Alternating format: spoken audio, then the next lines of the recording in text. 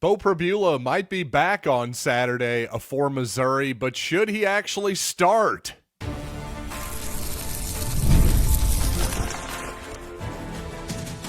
You are Locked On Mizzou, your daily podcast on the Missouri Tigers. Part of the Locked On Podcast Network, your team every day. Well, you true sons and daughters, I'm John Miller, your Mizzou mafioso, and the central scrutinizer of Missouri Tigers football and basketball. And yes, we are part of the Locked On Podcast Network, now the #1 sports podcasting network. On today's show, I want to talk to you about why I am rooting for Barry Odom, the former Missouri coach, but not Mike Anderson, for example. Plus, is the timing right for Eli Drinkwitz to potentially leave Missouri, or maybe not? But you know what? I do want to start by telling you today's episode is brought to you by Game Time. Download the Game Time app, create an account, and use code LOCKEDONCOLLEGE for $20 off your first purchase. But some big news last night as Matt Zollers of CBS Sports reported that there's, quote, early optimism that Missouri quarterback Beau Pribula may be able to return to action and start when the number 23 Tigers face number 8 Oklahoma on Saturday. So this is some potentially really interesting news, and maybe not the most shocking thing in the world after Missouri fans were, well, they found out that Pribula was warming up on the field before the Mississippi State game. So this is obviously this would be a dramatically early return for Pribula, but as I stated on my previous show, this is not without precedent. There is a player in college football currently. Again, my apologies here. I should have looked this up before the show. Didn't occur to me that this was going to pop into my brain once again, but there was definitely a player brought up in the Georgia Tech BC Boston College game this past weekend, had a very similar injury to Pribula, and he's back on the field in about a month or so. So this would be really even a little bit sooner than that, it looks like. So my question for all of you would be, even though Pribula is looking like he's physically probably good to go on Saturday based on Matt Zollers' reporting here, would you start Pribula or would you start Matt Zollers? Because I think there's an argument to be made for both. Because Matt Zollers, well, as Eli Drinkwitz called him, he's the future of the quarterback position at Missouri. Do you make sure that he continues to get his feet wet, continues to get experience here to finish out the season and hopefully get more experience for 2026 and beyond? Or Beau Pribula, hey, there's a guy, speaking of the future, he still has another year of eligibility left. How do you know he's not your quarterback for 2026 if you're Missouri? I think obviously, though, the future is a consideration here. But if it were up to me, I got to be honest, I'm not so concerned about the future right now. For as much as people want to just, the college football playoff, Missouri's eliminated, let's just forget about the rest of the season and play for next year. Guess what? I still want to win in Norman for the first time since 1966. I don't know about you. Yes, before the freaking moon landing was the last time Missouri beat Oklahoma in Norman. So that's a big deal to me. And by the way, in seasons where Oklahoma was basically the final boss that Missouri could not overcome in the 2007 season, would it not be a little bit nice to get some retroactive revenge 18 years later and knock the Sooners out of the college football playoff this season? And quite honestly, Missouri could use a signature win that they really haven't had the last couple of years here. There's a million reasons to want to win this ball game. So simply put, if Beau Pribula gives you a better chance to win on Saturday, you start him. It's really no more complicated than that, in my opinion. But regardless of who is at quarterback for Missouri, I think the Tigers are going to have to expect, if they are going to win, it's going to have to be a knock-'em-out, drag-out style of low-scoring football game. Because when you look over at FanDuel Sportsbook, by the way, Missouri an 8.5-point underdog right now, but the total just 42.5. So it certainly seems like my friends over at FanDuel Sportsbook very much expecting a low-scoring type of game. So if it is Pribula, if it is Matt Zollers, really I think that's why, if I'm Missouri, another reason to lean Pribula. Just a little bit more experience there with Beau. Obviously not a ton, but a little bit more. I think you got to avoid turnovers if you're Missouri. You got to really lean on Ahmad Hardy and Jamal Roberts in that rushing attack and just hope that you can make John Mateer and that Oklahoma offense one-dimensional. The Sooners have not run the ball particularly well this season. I think if Missouri can continue to keep the Sooners behind the schedule, I don't know, behind the sticks, behind schedule, I don't know that Oklahoma's offense is good enough to just get into a shootout with Missouri, just their passing attack alone. On the other hand, I'm not overly confident that I think Missouri can score enough points to win this game. I just know that if you're the Tigers, you got to avoid mistakes. You got to avoid turnovers. You got to play old man football a little bit of Herman Edwards football. You just got to protect the thing. I think that's your best shot at victory. And you saw, of course, Oklahoma, well, they upset Alabama this past weekend, of course, but did so on the back of some defensive touchdowns, turnovers, Alabama miscues. I think Missouri's going to have to win that type of game just like Oklahoma did this past weekend against the Crimson Tide, if it's going to happen. By the way, heck of a crowd, I thought. Let's give a shout out to Missouri fans, again, for this idea that, well, the season's over after you're eliminated from the college football playoff.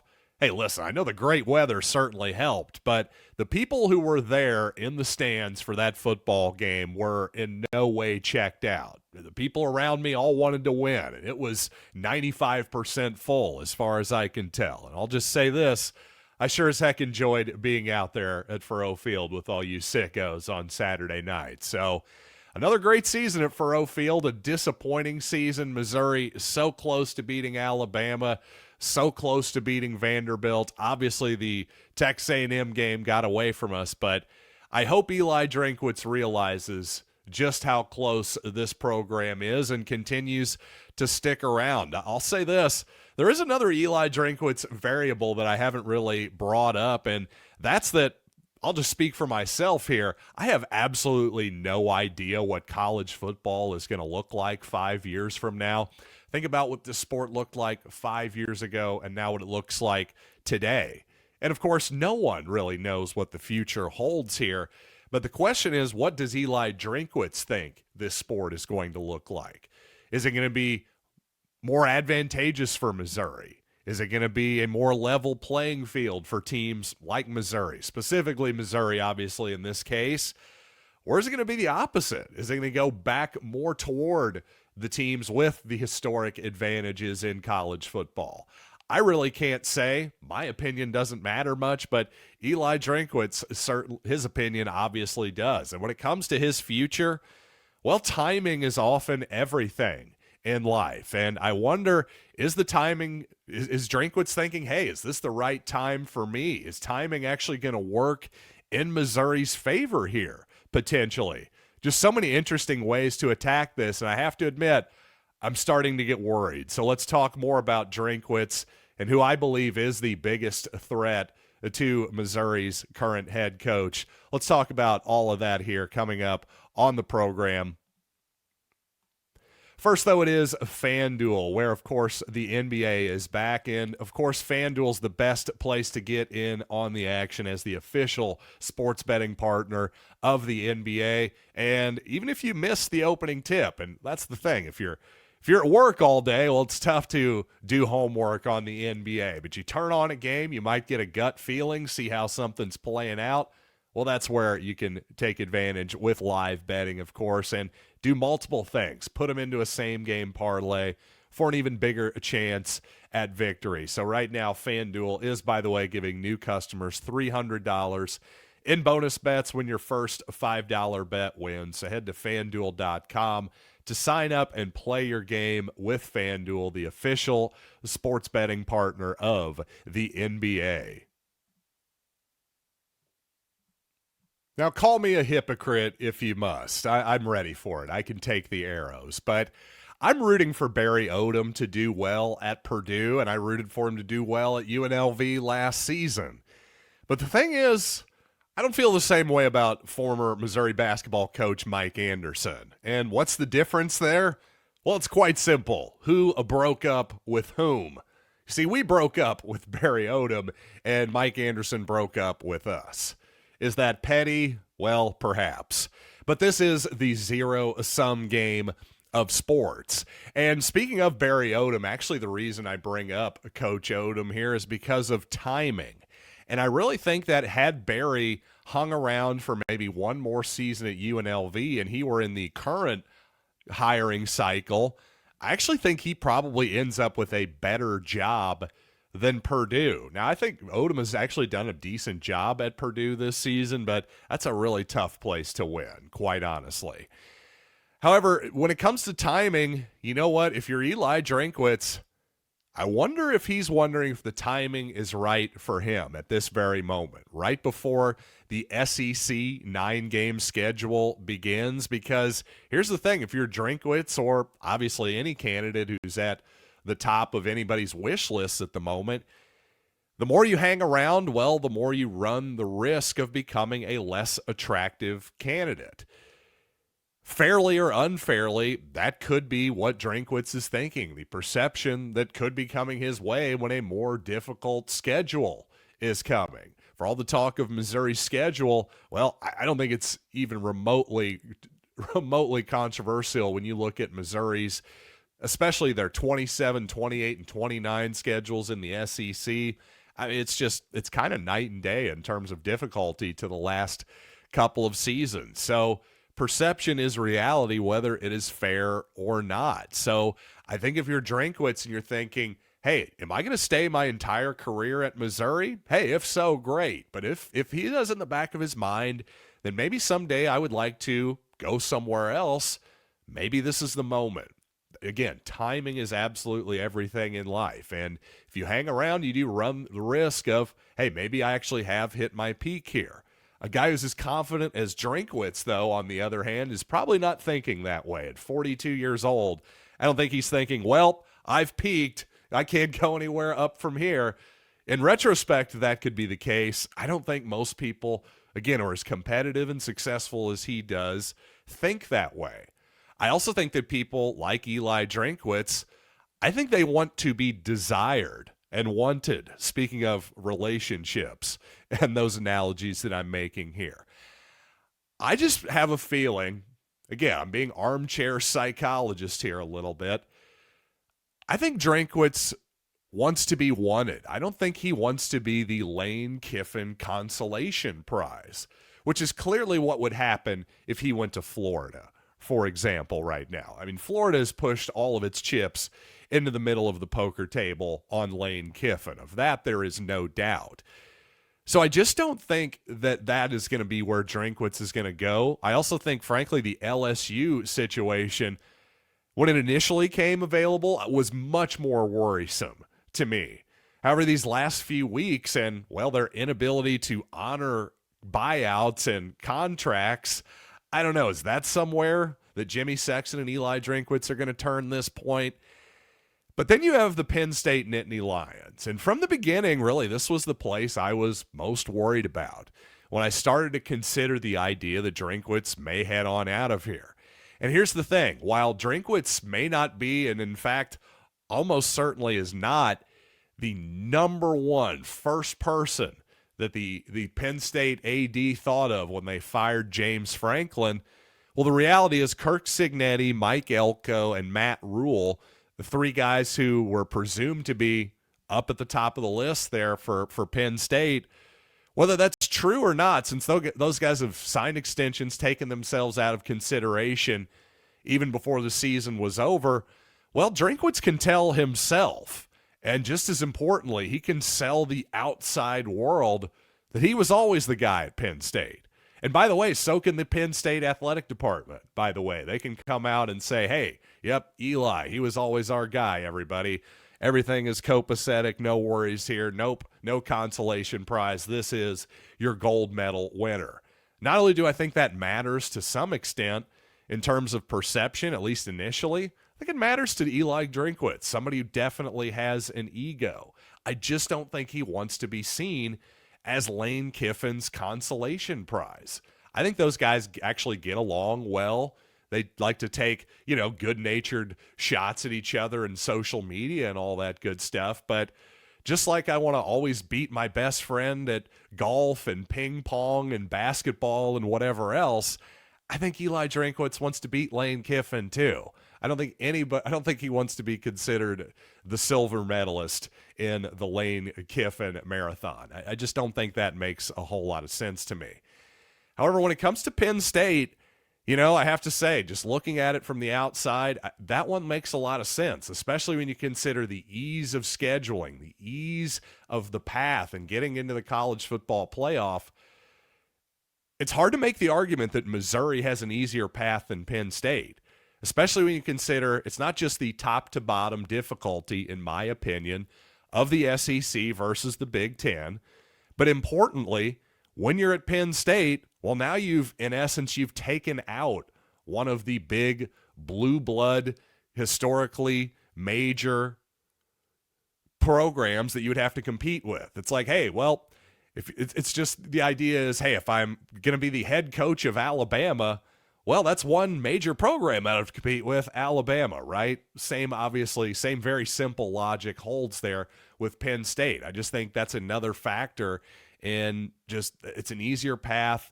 It's an attractive path. I would totally understand, all things being equal, if somebody would rather be at Penn State than Missouri.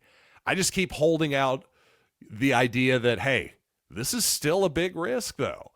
Eli Drinkwitz will be the toast of the town wherever he goes for a little while. There's always a honeymoon period. But as soon as he has that loss to, like Florida had to USF this season, whatever it might be, whatever upset loss, as soon as Penn State loses to Northwestern, I mean, the seat's going to get incredibly hot. And there's a big risk to making a jump to anywhere, because Drinkwitz can probably stay at Missouri and continue to roll out 7, 8, 9 win seasons for as long as he can, basically, and just continue to cash those $10 to $12 million checks, whatever his future salary is going to be. However, at Penn State, it's not like the salary is going to go up that much. I'm sure he'll get a raise, but it's not really about that. It's about, do I think I have a better chance to win here? If he does, if that's worth it for him, if that risk is worth it for him, I guess he's going to leave. I don't know. I just can't say. I'm not really willing to make any predictions at this point. I'll say this, Tyler Donahue over at 24/7 Sports continues to think that there's some real noise here and that Eli Drinkwitz is maybe at the top of the potential landing spots here for Penn State. So this is going to be a real interesting process here. And the other thing is, I don't know what other big swings are out there for Penn State too in terms of timing. Kalen DeBoer and Marcus Freeman, some names that were thrown out early in the process. I just can't see those possibly happening whatsoever, especially if Alabama gets into the playoff. How in the world is that going to work out? So again, timing is very important here, and all of this stuff matters. I continue to, if I'm going to bet, I still think I'll bet on Eli Drinkwitz returning to Missouri, but I have to say, after the comments relayed to by Tom Hart during the Missouri-Mississippi State broadcast about, well, where's the corporate money, all that type of thing, that sentiment from Eli Drinkwitz, I have to admit I'm a little bit worried than I was before. And speaking of Penn State, believe it or not, Missouri could actually play Penn State in a bowl game this season. Just lining up some of the most bizarre circumstances you could possibly imagine. How about that? Let's take a look at that and also some notes from the Missouri-Mississippi State ball game here coming up on the show in just a little bit.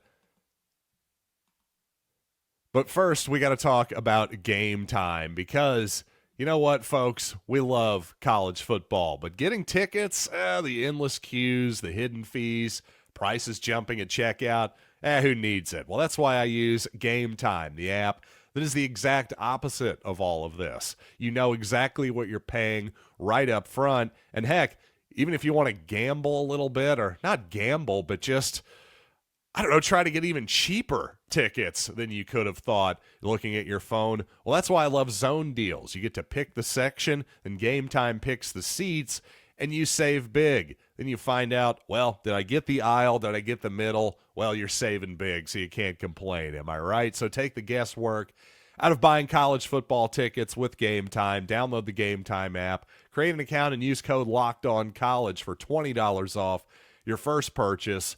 Terms apply. Again, that is promo code LOCKEDONCOLLEGE for $20 off. Swipe, tap, ticket, go, download Game Time today. By the way, you may have noticed, you eagle-eyed viewers out there, I did accidentally put up the FanDuel graphic for a second there. Well, speaking of FanDuel, if you had the 6.5 total that I was pushing all offseason for Missouri, well, cha-ching, congratulations. You've cashed that one in with 2 to go already. Earlier in the season, some of you may have had the over 7.5, so obviously still very much alive there with 2 to go. Missouri just needs to win one of the final 2 at Oklahoma or at Arkansas for you to cash in on that one. So nicely done there. But by the way, as Mizzou Mike 03 points out, the latest CBS Bowl projection has the Tigers playing Penn State in the RealiQuest Bowl. I'll just say this. Would that not be the funniest thing ever if somehow Eli Drinkwitz left Missouri and, oh, my new team is in the bowl? How would he duck out of coaching that football game? That would be an interesting mambo to watch. But regardless, if Eli leaves, I just want to see him have to coach against Missouri in a bowl game. That would be pretty amusing. But you know what? If it does happen, hey, maybe Curtis Looper is the next Missouri interim head coach. At least he's done a heck of a job, the Missouri running backs coach. Can we just keep him around as our permanent running backs coach? His evaluations at that position have been incredibly strong. Of course, going back to Cody Schrader and, of course, Ahmad Hardy with 300 yards this past weekend. And, oh, yes, by the way, Kejuan Lacey as well, the former Tiger last season, now with Ole Miss, had 224 yards rushing and 3 scores against Florida this past weekend as well. By the way, there were some people who thought that Mississippi State was foolish with 11 minutes left in the game in the fourth quarter, 4th and 4. They thought Mississippi State should have punted. I don't know. I get that the Bulldogs did just get 2 stops there, a couple of 3-and-outs there, I believe. Stops regardless, a couple of Missouri punts. I don't know. I disagreed with those people. I think at that point in the game, with so few possessions left, I think you're going to face a 4th down and 4 or worst probably 90% of the time there. So why not go for it now when you don't necessarily have to, but it's one of those things where, hey, this is one where we feel relatively positive we can pick it up here. Hey, obviously it didn't work for the Bulldogs, but I personally think that was the correct call there. But hey, you know what? You all made the correct call in listening to Locked On Mizzou today. And of course, for your second listen, really check out anything on this network. If you're a Royals fan, a Cardinals fan, a Chiefs fan, we've got you covered. And this is the #1 sports podcasting network for a reason. So check out some more of our great offerings here on the Locked On Podcast Network. So until next time, I am John Miller, and this has been Locked on Mizzou.